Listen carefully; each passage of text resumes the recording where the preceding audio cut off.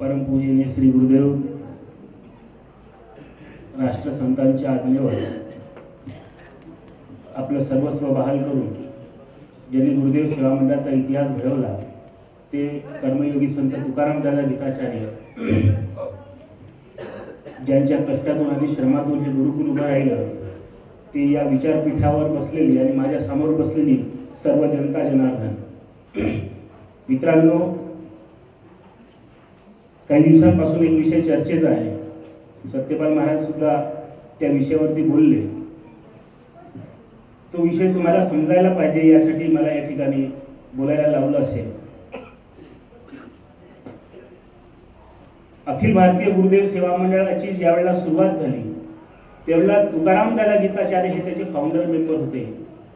राष्ट्रसंतांच्या सोबत तुकाराम दादा गीताचार्य हे त्या संस्थेचे फाउंडर होते.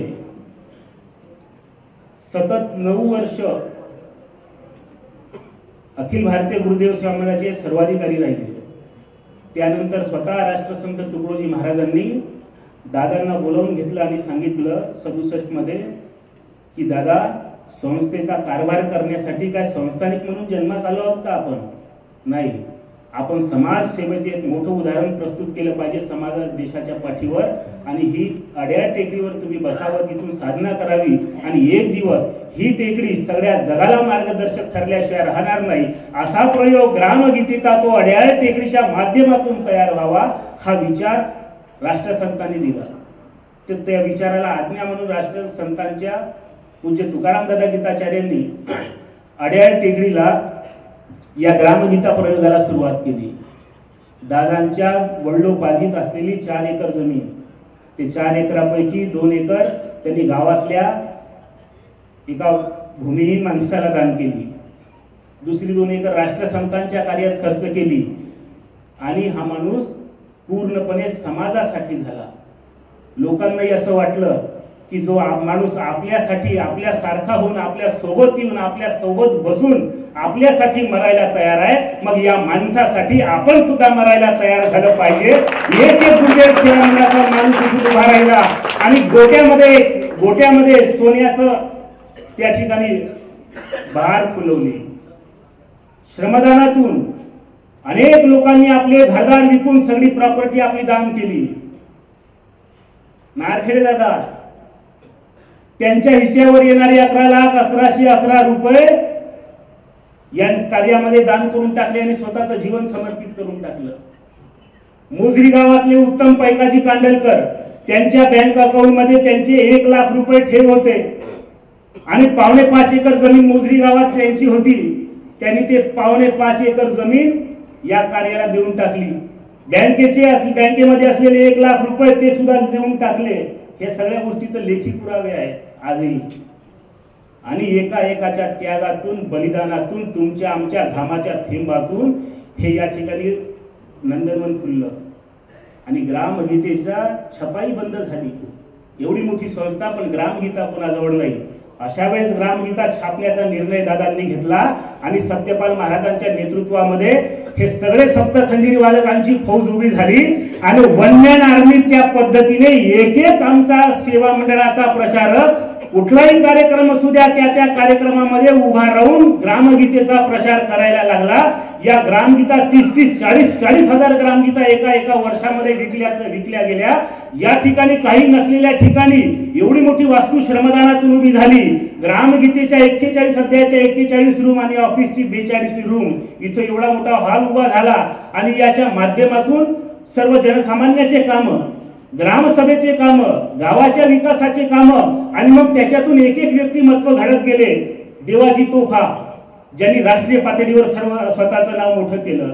भास्कर पेरे पाटील, पोपटराव पवार, जे पोपटराव पवार म्हणतात ग्रामगीता गुरुकुंजात जन्मास आली असली तरी तिचं सक्रिय रूप पाहायचं असेल तर तुम्ही आमच्या गावात म्हणजे हिवरे बाजारमध्ये घेऊन पहा.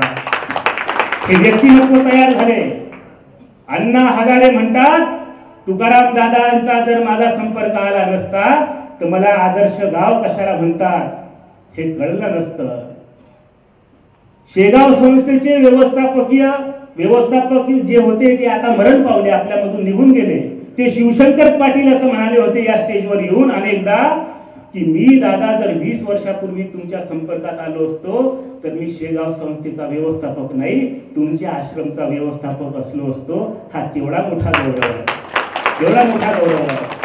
आणि मग दादाच्या प्रेरणेने काम करत असताना मशाली पेटल्या, लोक क्रांतीसाठी तयार झाले.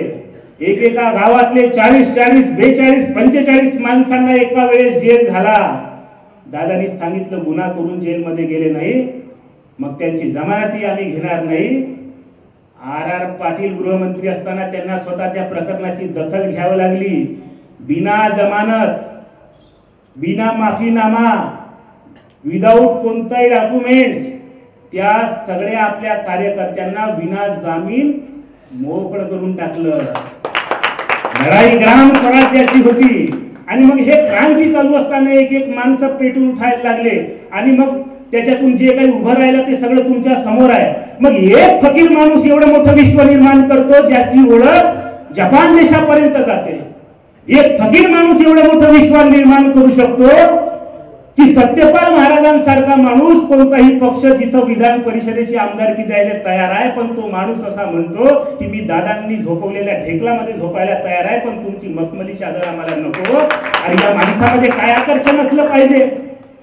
आणि या माणसाचं वाढणारं काम पाहून, एका फकीराच्या या वैभवाला पाहून कोट्याधीश सत्ताधीशांनी गुरुकुंज आश्रमाच्या या सगळ्या प्रयोगाला हडप करण्याचं एक षडयंत्र उभं केलं.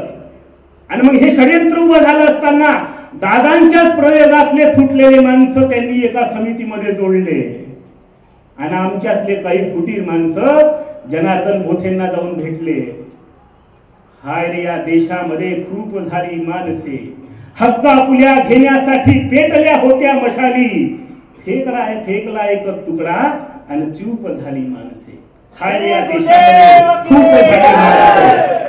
आणि आपलेच माणसं आपल्याच विरोधात उभे केले सत्यपाल महाराज. आणि केविलवाना प्रयोग करून पाहिला. काही कागद रंगवले, कोऱ्या कागदावर काळ्या शाईनं लिहिण्यासाठी काय लागते, काळ्या कोटातला वकील, काळे कागद रंगवले, तिवसाच्या तहसील मध्ये गेले आणि तिथं काय सांगितलं, ह्या दोन्ही संस्था एक आहे. आणि ह्या दोन्ही संस्था एक असल्यामुळं हे आता व्यवहारासाठी गडबड होऊन राहिली. त्याच्यामुळं आता आमच्या अंतर्गत हे संस्था दाखवण्यात यावी. म्हणजे सातबाऱ्यात कसा बदल करायचा, जिथं श्री गुरुदेव अध्यात्म गुरुकुल समिती आहे तिथं काय करायचं, अखिल भारतीय श्री गुरुदेव सेवा मंडळ रजिस्टर नंबर 162 अंतर्गत अध्यात्म गुरुकुल समिती. आलं का तुमच्या लक्षात? असा बदल करण्यासाठी अर्ज केला आणि तहसीलदारांनी त्यांना पाहिजे तसा बदल करून दिला. आपला सातबाराही बदलला. पण आमच्या लक्षात आल्यानंतर मग आम्ही आक्षेप अर्जासह जमिनीचे सगळे दस्तऐवज घेऊन तहसीलमध्ये गेलो. ते पाहिल्याबरोबर तहसीलदाराची मती बदलली. त्यांनी लगेच पत्र लिहिलं की अखिल भारतीय गुरुदेव सेवा मंडळाने दोन्ही संस्था एक असल्याचे भासून शासनाची दिशाभूल केली. आक्षेप अर्जासह प्राप्त सर्व रजिस्टर खरेदी फेरफार आणि त्यावेळेसच्या जुन्या सर्व कागदपत्रांचे दस्तऐवजाचे अवलोकन केले असता असे निदर्शनास आले की या विषयांकी जमिनीचे मूळ मालक हे आक्षेपकर्ता म्हणजे श्री गुरुदेव अध्यात्म गुरुकुल समिती आहे. आणि या समितीचा अखिल भारतीय गुरुदेव सेवा मंडळ रजिस्टर नंबर 162 या संस्थेशी कुठलाही संबंध नाही. एवढी मोठी चक्रात बसली घालघाटात. आताही बोलतास,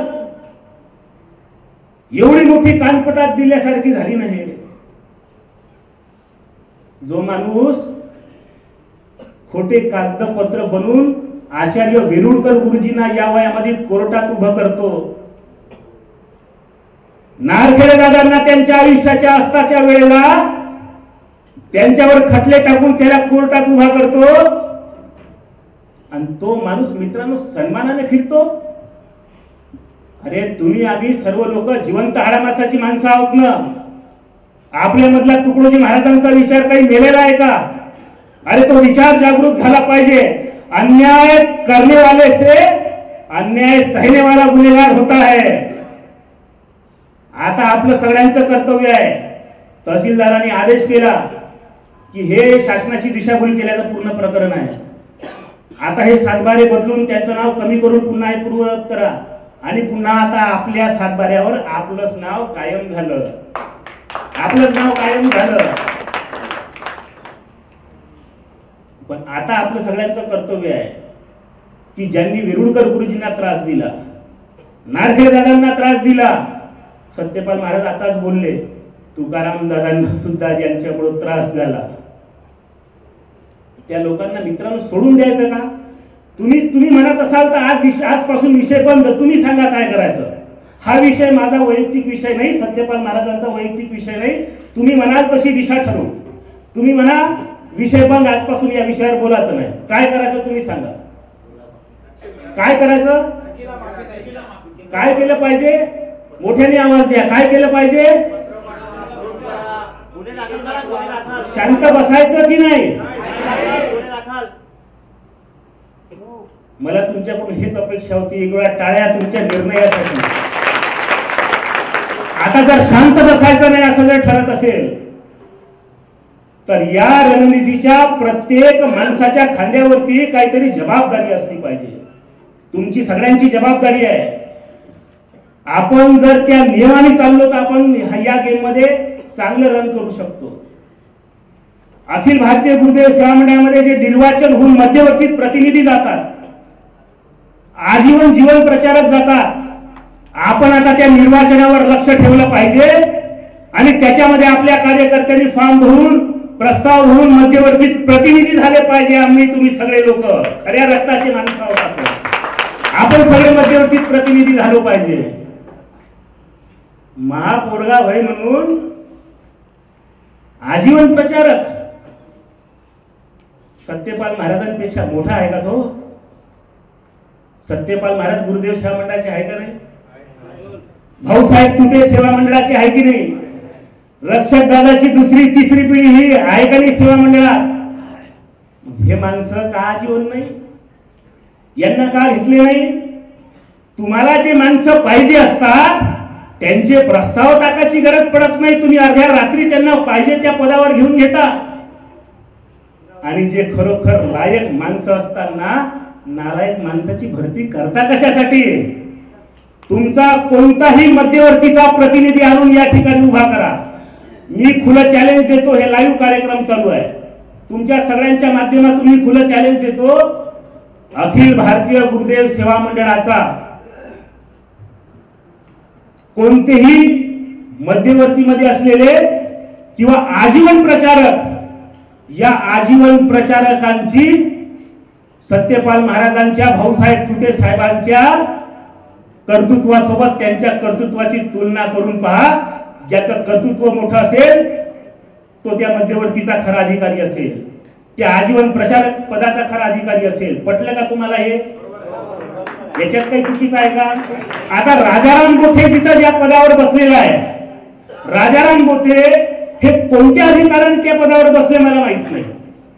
मी या व्हिडिओ द्वारे मी राजाराम बोथेंना सुद्धा आवाहन करतो, डॉक्टर साहेब एखादा लाईव्ह प्रोग्राम माझ्यासोबत करा. हो, तुमचं तर लाईव्ह गुरुदेव टीव्ही चॅनल आहे. तुमच्या गुरुदेव टीव्ही चॅनलवर तुम्ही म्हणाल तिथं तुमच्या सोबत डिबेट करायला तयार आहोत. सांगा कुठं बसता आणि कधी बसता.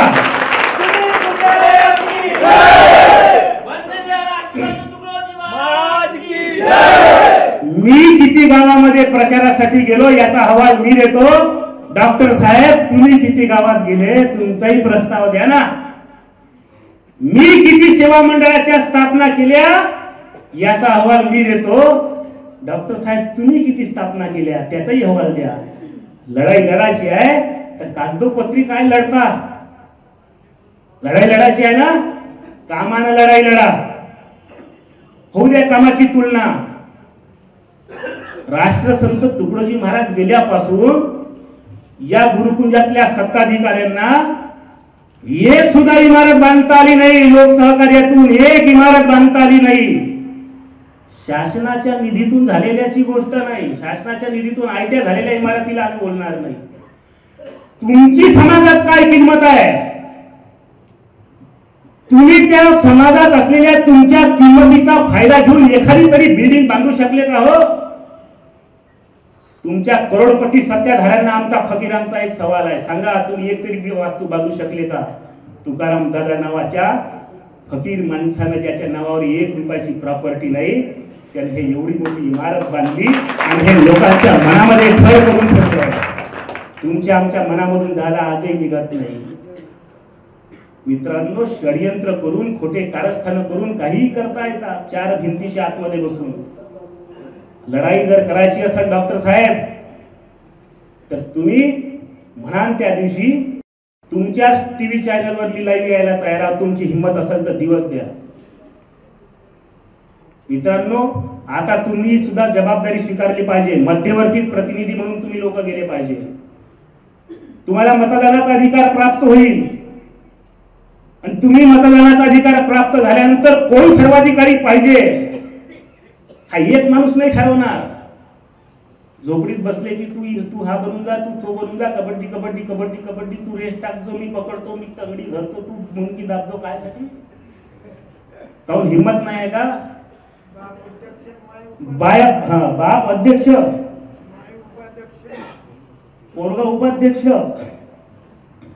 आणि तेचे चेले पेले बाबाजी बाबाजी करणारे चिव चिव चिव चिव सचिव पुढचं राहू द्या.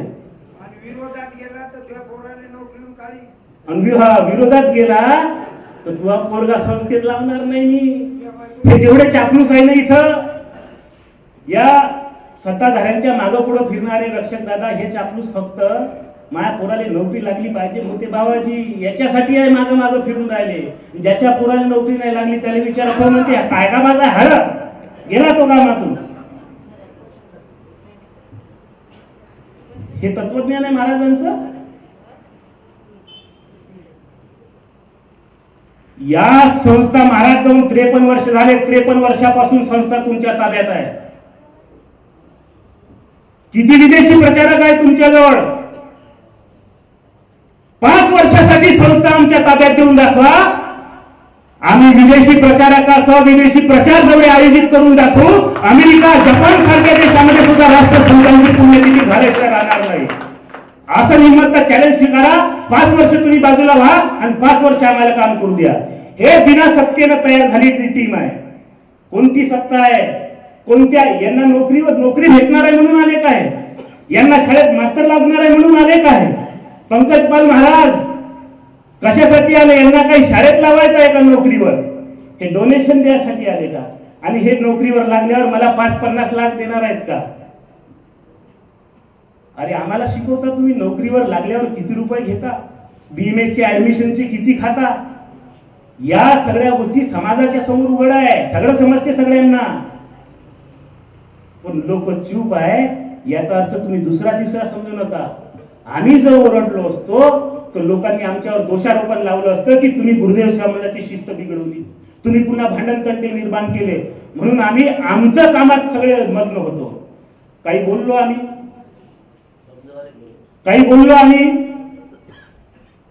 काही भूमिका घेतल्या, अड्याळ टेकडीवर केस टाकली. आम्ही म्हटलं चला ठीक आहे, त्यांचं नाव आहे 7 वर तर ते भांडत आहेत, भांडू द्या, काही दुमत नाही. बोललो काही, आम्ही आंदोलनं केली, काही भाषणं केली, काहीच नाही. पण आम्ही शांत होतो, काहीच केलं नाही. याचा गैरफायदा या लोकांनी घेतला आणि हा गैरप्रकार करून पाहिला. इथली जमीन हडप करण्याचा प्रयत्न केला. आता आमच्यावर दोष देऊ नका. आता जर हे वादळ पेटलं आणि पुन्हा रणसंग्रामामध्ये उभं राहण्याची जर वेळ आली तर आता आम्हाला दोष देऊ नका. त्यांनी प्रस्ताव टाकल्यानंतर सुद्धा सत्यपाल महाराज, थुटे साहेब, संदीप पाल महाराज, मोहनदादा चोरे, नरेंद्र भाऊ जिंतोडे, प्रेमदादा बोके, हे सर्व लोक तिथे गेले मध्यवर्तीमध्ये. हे सर्व लोक मध्यवर्तीमध्ये गेले, त्यांच्या सोबत बसले, त्यांना समजून सांगितलं की हे वादळ पेटू देऊ नका. तुम्ही टाकला प्रस्ताव, चूक झाली, वापस घेऊन घ्या. गोष्ट कुठेच जाणार नाही, समाजापर्यंत हा विचार पोहोचणार नाही आणि सर्व वातावरण शांत राहील. हे वादळ भडकू देऊ नका. अरे अक्षरशः आमच्या गुरुवर्य मंडळींनी डोळ्यात पाणी आणून त्यांची विनवणी केली. हो, डोळ्यात पाणी आणून हे लोक रडले अक्षरशः त्या ठिकाणी जाऊन डोळ्यात पाणी आणून विनंती केली. पण श्रीकृष्णाची शांती संदेश जसा दुर्योधनाला आवडला नाही, फक्त 5च गाव मागितली होती. अरे पांडवांना 5च गाव द्या राहण्यासाठी, आणि आपली 5च आहे. अड्याळ टेकडी, पंढरपूर, मोझरी, जामदरी आणि भुताई आदिलाबाद, आपली 5च आहे. कृष्ण सांगायला गेला होता 5च गाव द्या पांडवांना राहायसाठी. हे सांगायसाठी गेले होते की 5च आश्रम आहे त्यांचे, राहू द्या, व्यवस्थित काम चालू आहे. पण दुर्योधनानं प्रस्ताव ज्या पद्धतीने ठुकरावला होता त्याच पद्धतीनं या प्रचारक मंडळींच्या तपस्येच्या डोळ्यातून निघालेला आसू यांनी लाथीनं धुडकावल्यासारखा यांचा प्रस्ताव धुडकावून लावला. मला सांगा, भाऊसाहेब थुटे, सत्यपाल महाराज, संदीपपाल महाराज यांनी डोळ्यात पाणी आणून ज्यांची विनंती केली सुद्धा त्याच्यानंतरही त्यांनी हा प्रस्ताव धुडकावून लावला. त्यांना आता सोडलं पाहिजे का आपण? त्यांना या गोष्टीचा जाब विचारला पाहिजे की नाही विचारला पाहिजे? आणि म्हणून आपण आता तयार असलो पाहिजे. आता आपण एक काम करा, ह्या प्रकरणा संदर्भात तुम्ही त्यांना फोन करा, प्रत्येकाने त्यांना फोन करा, पत्र पाठवा, याचे लेखी उत्तर मागा, मेसेज पाठवा. आता एकदा महाभारताचं युद्ध होऊन जाऊ द्या. आता जी लढाई होईल हे शांतीच्या प्रस्थापनेसाठी होईल. हे 420 धंदे करणारे आणि दुसऱ्याच्या जमिनी हडप करण्याच्या वृत्तीचे लोक महाराजांच्या पवित्र संस्थेचे सत्ताधिकारी म्हणून शोभत नाही. आता तुम्ही तयार करा. गुरुदेव सेवा मंडळातला एखादा माणूस का सत्ताधिकारी होऊ शकत नाही? का गुरुदेव सेवा मंडळातला एखादा माणूस सरचिटणीस होऊ शकत नाही?